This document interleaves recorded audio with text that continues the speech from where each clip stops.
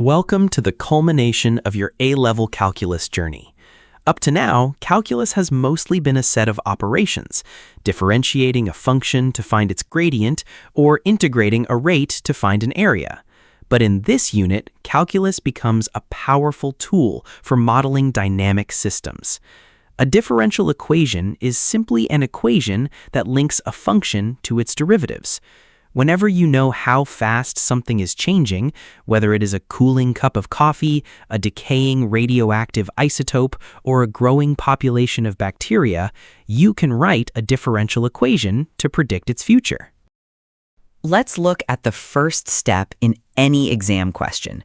Your first challenge in Paper 3 is translating real-world paragraphs into rigorous calculus. You will learn to take descriptive phrases about population growth, radioactive decay, and proportional rates, and convert them into mathematical statements. A key skill here is introducing a constant of proportionality, usually called K, to balance your equations. This is a critical foundation. If you cannot form the differential equation accurately from the text, you cannot access the heavy 6 to 8 marks available for solving it. Once you have your equation, it is time to solve it. The primary analytical technique you must master is separation of variables.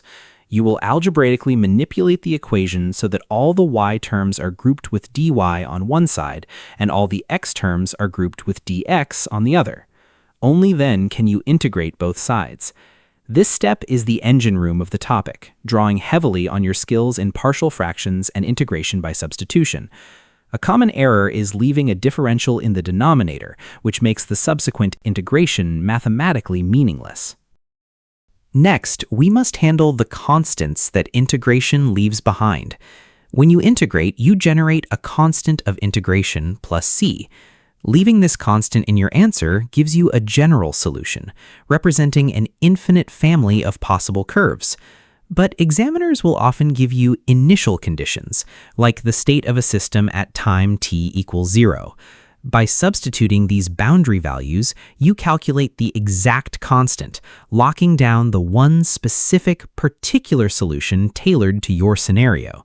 The mark scheme is notoriously strict here. Forget the plus c, and you lose all subsequent accuracy marks. Finally, we bring the algebra back to reality. You will interpret your mathematical results back in the context of the physical world.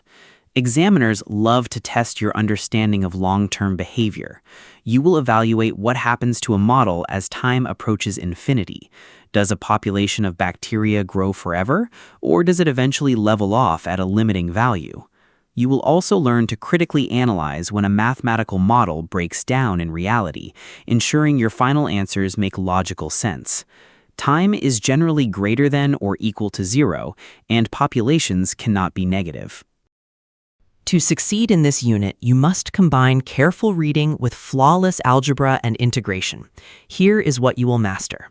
You will formulate equations from rates of change, solve them by separating variables, calculate particular solutions using boundary conditions, and evaluate the long-term behavior of mathematical models.